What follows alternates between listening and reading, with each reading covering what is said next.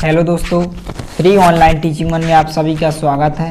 तो आज हम इस वीडियो में छत्तीसगढ़ बोर्ड परीक्षा पेपर 2021 सब्जेक्ट केमिस्ट्री सेट सी का फुल सॉल्यूशन देखने वाले हैं। इसके पहले वाले वीडियो में हमने आपको हिंदी, इंग्लिश और बायोलॉजी का हल सहित पेपर उपलब्ध करा दिया है।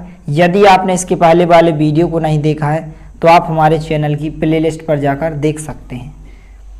तो चलिए वीडियो को स्टार्ट करते हैं। इससे पहले यदि आपने हमारे चैनल को सब्सक्राइब नहीं किया है तो प्लीज़ सब्सक्राइब कीजिए, साथ में बेल आइकन को ही प्रेस कीजिए ताकि कोई भी वीडियो की नोटिफिकेशन आप तक सबसे पहले पहुंचे। तो यहाँ पर प्रश्न क्रमांक 1 है कि दूध में खटाई डालने पर स्कंदित हो जाता है क्यों। तो यहाँ पर हम इस प्रश्न का आंसर देखते हैं।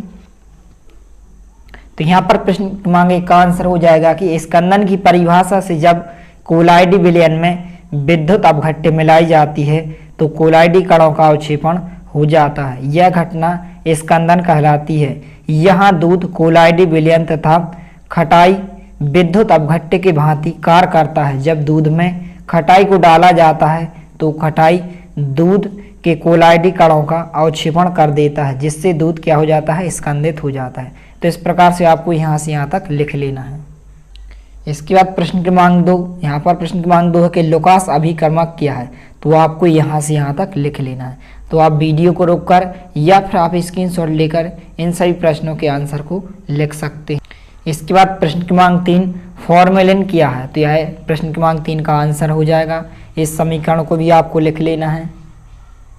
इसके बाद प्रश्न क्रमांक 4 है कि मेथिल एमीन एवं अमोनिया दोनों में कौन अधिक क्षारीय है। तो यहाँ से यहाँ तक आपको लिख लेना है। तो आप वीडियो को रोककर इस प्रश्न के उत्तर को लिख सकते हैं। इस वीडियो को अपने दोस्तों के साथ ज़्यादा से ज़्यादा शेयर कीजिए ताकि यह वीडियो सभी तक पहुंच सके। इसके बाद प्रश्न क्रमांक 5 है कि ज्वेटर आयन क्या है। तो हम इस प्रश्न का आंसर देखते हैं।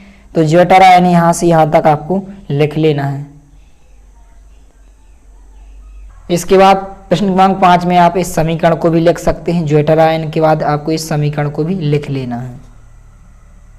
इसके बाद देखते हैं प्रश्न क्रमांक 6 ऑक्जेलिक अम्ल तुल्यांक भार दिया गया है 63 ग्राम की 63 ग्राम 250 मिलीग्राम विलयन में घुले हैं। विलयन की नॉर्मलता ज्ञात कीजिए। तो हम इस क्वेश्चन का सॉल्यूशन देखने वाले हैं। तो आपको यहाँ से यहाँ तक लिख लेना है।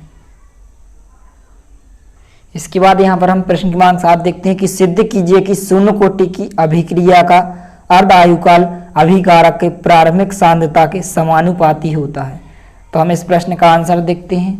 तो यहाँ पर सबसे पहले आपको डेफिनेशन परिभाषा लिखनी है। इसके बाद आपको शून्य कोटि अभिक्रिया के लिए इस प्रकार से आपको व्यंजक करना है।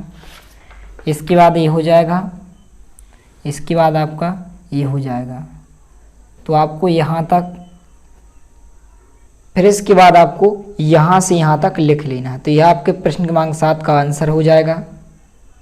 इसके बाद प्रश्न क्रमांक 8 है कि हैलोजन प्रबल ऑक्सीकारक हैं क्यों। तो इस प्रश्न का आंसर देखते हैं।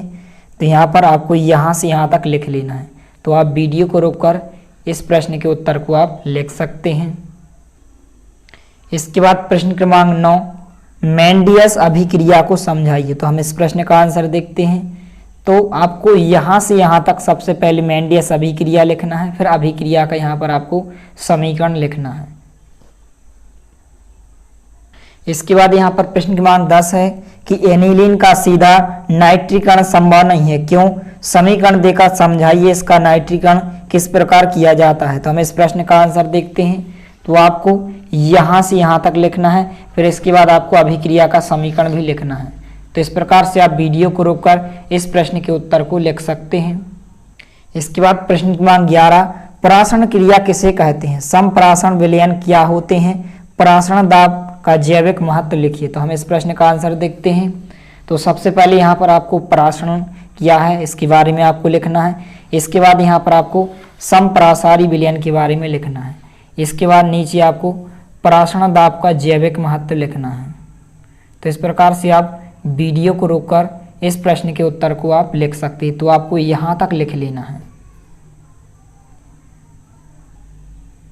इसके बाद प्रश्न क्रमांक 12 है कि रासायनिक अभिक्रिया की दर को प्रभावित करने वाले कारकों का वर्णन कीजिए। कोई 3 लिखना है आपको। तो हम इस प्रश्न का आंसर देखते हैं।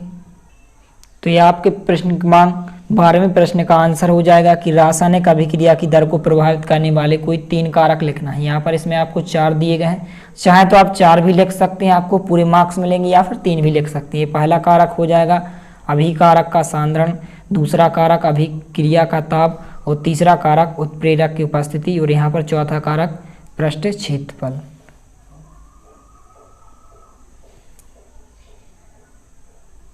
इसके बाद प्रश्न क्रमांक 13 है कि भौतिक अधिशोषण एवं रासायनिक अधिशोषण में कोई 3 अंतर लिखिए। तो हम इस प्रश्न का उत्तर देखते हैं।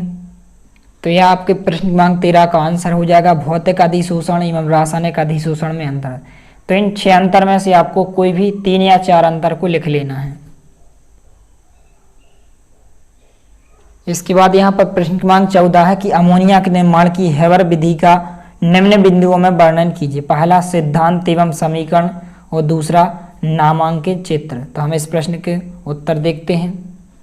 तो यहाँ पर पहले क्वेश्चंस में सिद्धांत एवं समीकरण पूछा गया, तो आपको यहाँ से यहाँ तक, फिर इसके बाद आपको इस समीकरण को लिखना है। चाहे तो आप विधि भी लिख सकते हैं यहाँ से यहाँ तक।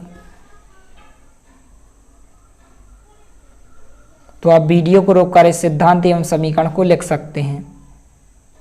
इसके बाद ये आपका नामांकित चित्र हो जाएगा अमोनिया बनाने की हेबर विधि का। तो इस प्रकार से आप वीडियो को रोककर इस चित्र को भी आप बना सकते हैं। इसके बाद यहाँ पर प्रश्न क्रमांक 16 का आंसर देखेंगे। हम आपको अब आंसर बताएंगे, क्योंकि यह वीडियो बहुत लंबा हो जाएगा। हम आपको डायरेक्टली आंसर बताएंगे। तो यहाँ पर प्रश्न क्रमांक 16 के हमें आपको 3 क्वेश्चन पूछे गए थे, तो ये आपके आंसर हो जाएंगे। तो इस प्रकार से आप वीडियो को रोककर इन सभी तीनों क्वेश्चंस के आंसर लिख सकते हैं। इसके बाद प्रश्न क्रमांक 17 है कि SN2 द्विआण्विक नाभिक स्नेही प्रतिस्थापन अभिक्रिया को क्रिया विधि को उदाहरण सहित समझाइए। तो हम इस प्रश्न का आंसर देखते हैं। तो यहाँ पर इस प्रश्न का आंसर हो जाएगा यहाँ से यहाँ तक। सबसे पहले आपको इसकी डेफिनेशन लिखना है, फिर इसके बाद यहाँ पर आपको अभिक्रिया के समीकरण भी लिखना है। इस प्रकार से आप एग्जाम्पल भी लिख सकते हैं। तो आपको यहाँ से यहाँ तक इन समीकरणों को लिखना है। इसके बाद प्रश्न क्रमांक 18 है कि प्राथमिक, द्वितीयक तथा तृतीयक एल्कोहल में विभेद अभिकर्मक द्वारा कैसे करेंगे, समझाइए। तो हम इस प्रश्न का आंसर देखते हैं। तो आपको सबसे पहले यहाँ से यहाँ तक, इसके बाद आपको यहाँ से यहाँ तक लिख लेना है। तो आप वीडियो को रोककर इस प्रश्न के आंसर को लिख सकते हैं। इसके बाद यहाँ पर प्रश्न क्रमांक 19 है क्या होता है जब समीकरण दीजिए। तो यहाँ पर आपको 2 क्वेश्चंस दिए गए हैं, इसमें आपको समीकरण बताना है। तो यहाँ पर ये आपके दोनों क्वेश्चंस के आंसर हो जाएंगे। ये पहले क्वेश्चंस का समीकरण हो जाएगा और ये दूसरे क्वेश्चंस का समीकरण हो जाएगा। तो इस प्रकार से आप वीडियो को रोककर इस प्रश्न के उत्तर को लिख सकते हैं, समीकरणों को आप लिख सकते हैं।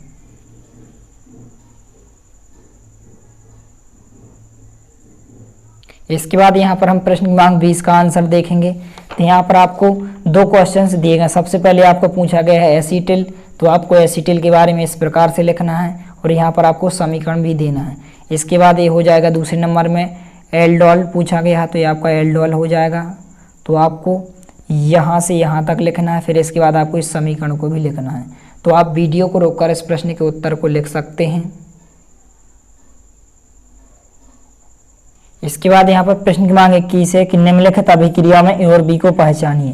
तो हम इस प्रश्न का डायरेक्टली आंसर देखते हैं। तो इस प्रकार से पहले क्वेश्चन का आंसर हो जाएगा, दूसरे क्वेश्चन का आंसर हो जाएगा। तो इस प्रकार से आप वीडियो को रोककर इन दोनों समीकरणों को आप पहचान सकते हैं कि ए और बी कौन है। तो इस प्रकार से आप लिख सकते हैं। इसके बाद यहाँ पर प्रश्न क्रमांक 22 है कि न्यूक्लिक अम्ल क्या होते हैं, इनके प्रमुख कार्य लिखिए। तो हम इस प्रश्न का उत्तर देखते हैं। तो ये न्यूक्लिक अम्ल की परिभाषा हो जाएगी, आपको यहाँ से यहाँ तक आपको लिख लेना है।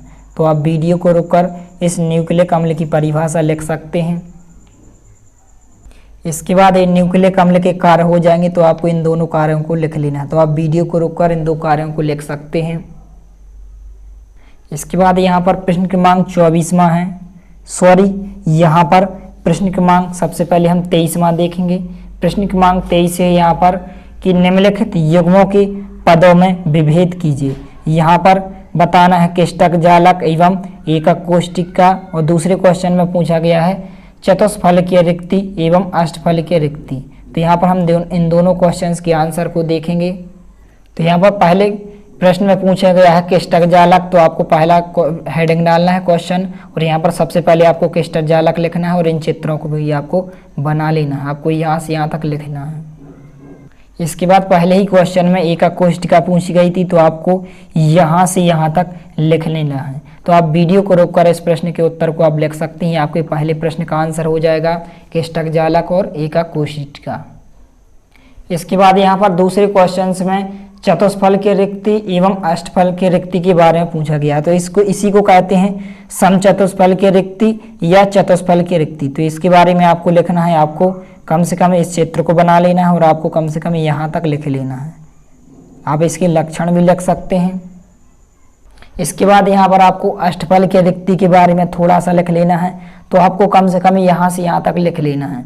तो आप वीडियो को रोककर इस प्रश्न के उत्तर को लिख सकते हैं। आपके प्रश्न क्रमांक 2 का आंसर हो जाएगा प्रश्न क्रमांक 23वें का। इसके बाद यहाँ पर हम प्रश्न क्रमांक 24वें का आंसर देखेंगे कि लेंथेनाइड संकुचन क्या है। लेंथेनाइड संकुचन के 2 कारण एवं 2 परिणाम लिखिए। तो यहाँ पर सिर्फ इस प्रश्न में हमें लेंथेनाइड संकुचन क्या है इसका हम आंसर बताएंगे। बाकी आपको इस संकुचन के 2 आपको कारण लिख लेना है और 2 परिणाम आपको स्वयं ही लिख लेना है। तो आइए यहाँ पर हम इस प्रश्न का आंसर देखते हैं। तो यह लेंथेनाइड संकुचन की परिभाषा हो जाएगी, आपको यहाँ से यहाँ तक लिख लेना है। तो आप वीडियो को रोककर इस प्रश्न के उत्तर को आप लिख सकते हैं। इसके बाद लास्ट क्वेश्चन है प्रश्न क्रमांक 25वां कि निम्नलिखित अभिक्रिया को समझाइए। यहाँ पर आपको क्या करना है, केवल रासायनिक समीकरण लिखना है और यहाँ पर आपको 5 अभिक्रियाओं के रासायनिक समीकरण लिखना है। तो यहाँ पर पहली अभिक्रिया है एसिटिलीकरण, तो यह पहली अभिक्रिया एसिटिलीकरण का रासायनिक समीकरण हो जाएगा। इसके बाद दूसरी अभिक्रिया बिकार्बोक्सिलीकरण, यह दूसरी अभिक्रिया का रासायनिक समीकरण हो जाएगा। तो इस प्रकार से आप वीडियो को रोककर इन रासायनिक समीकरणों को लिख सकते हैं। इसके बाद यहाँ पर तीसरे क्वेश्चंस में आपको फीडल क्रॉफ्ट अभिक्रिया का रासायनिक समीकरण पूछा गया है, तो आप यहाँ से यहाँ तक इस भाषा को भी लिख सकते हो। यहाँ पर आपका रासायनिक समीकरण हो जाएगा फीडल क्रॉफ्ट अभिक्रिया का। तो इस प्रकार से आप वीडियो को रोककर इस अभिक्रिया को लिख सकते हैं। इसके बाद चौथे क्वेश्चंस में आपको सिमेट अभिक्रिया पूछी गई है, इसी को कहते हैं कोल्बे सिमेट अभिक्रिया। तो यहाँ पर आपको यहाँ से यहाँ तक चाहे तो आप भाषा भी लिख सकते हैं या फिर आप इस रासायनिक समीकरण को लिख सकते हैं। तो आप वीडियो को रोककर इस रासायनिक समीकरण को लिख लीजिए।